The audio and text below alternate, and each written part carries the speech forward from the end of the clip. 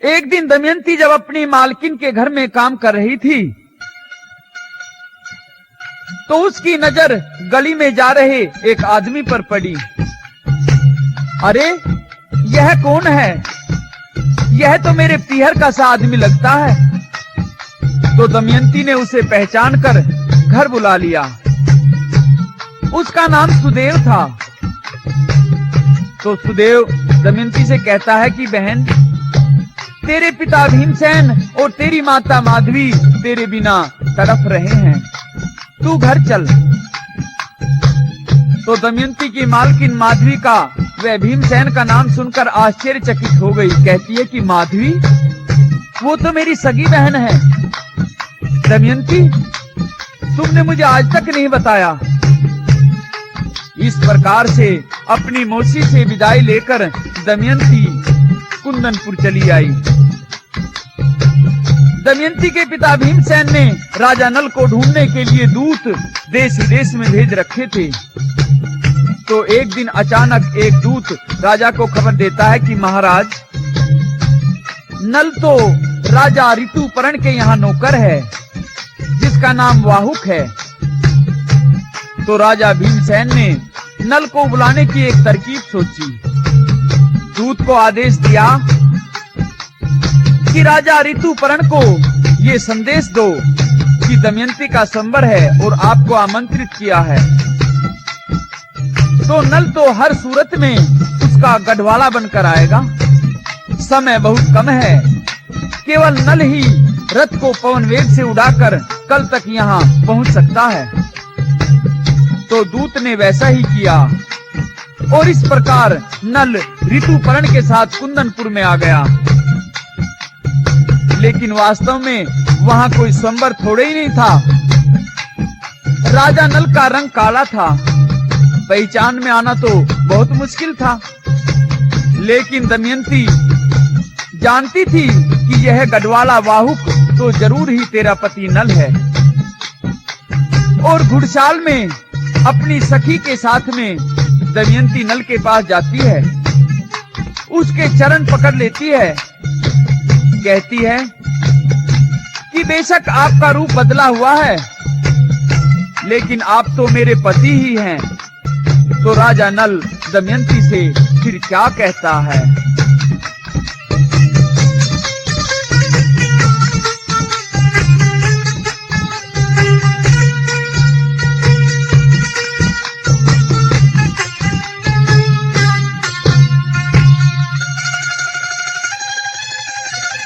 जाकी ते टोहले राजा नलना,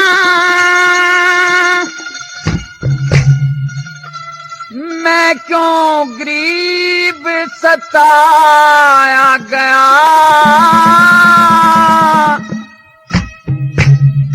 नल से भी सुंदर पति मिले तेरा, स्वयंवर फेर रचाया गया।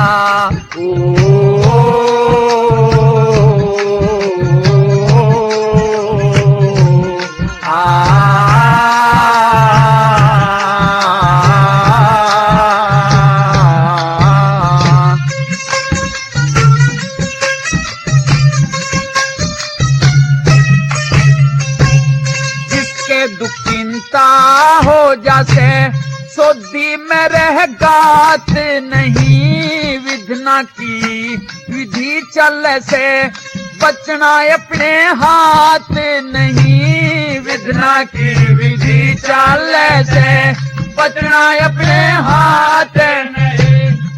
तेरे बस की बात नहीं, यो भूल में धोखा खाया गया। नल से भी सुंदर पति मिले तेरा, स्वयंवर फेर रचाया गया।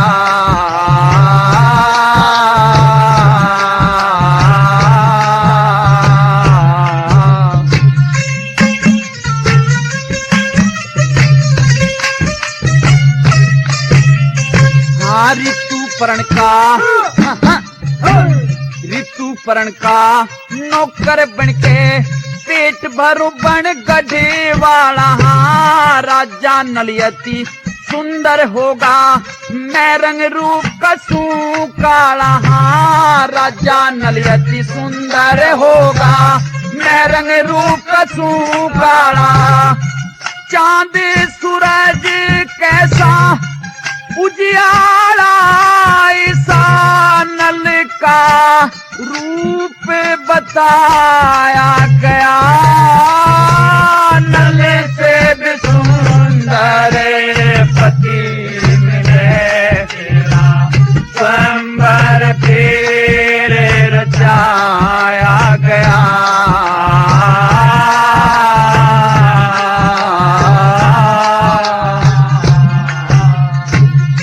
लेकिन दमयंती कहने लगी कि श्रीमान जी, आप चाहे कितना भी भेद छिपाओ, लेकिन मैंने तो आपको हर तरह से पहचान लिया कि आप निश्चित ही मेरे पति हैं और आप रथ चलाने की कला में प्रवीण हैं।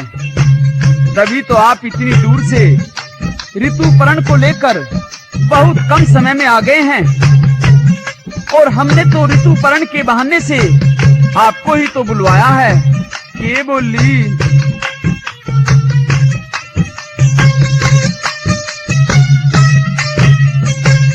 जान गई तन पिया जी ने अपने ख्याल से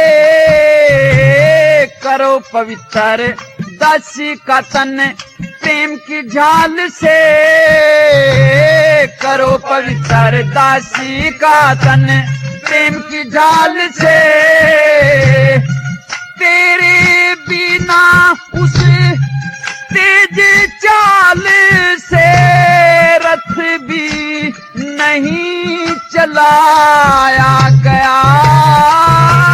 नल से भी सुंदर पति मिले तेरा स्वयंवर फिर रचाया गया।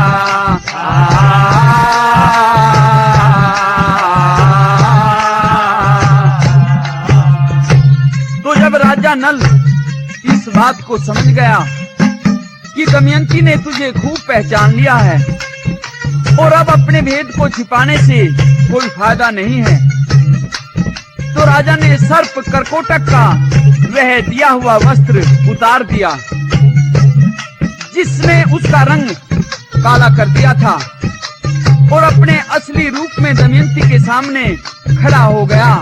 कैसे भला?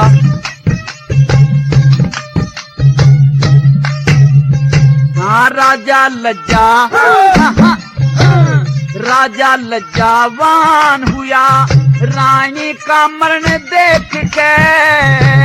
लक्ष्मी चंदे समझ में आगी लगी चरण देख के। लक्ष्मी चंदे समझ में आगी लगी चरण देख के। करकोटक का परण देख के वो वस्त्र तार बगाया गया।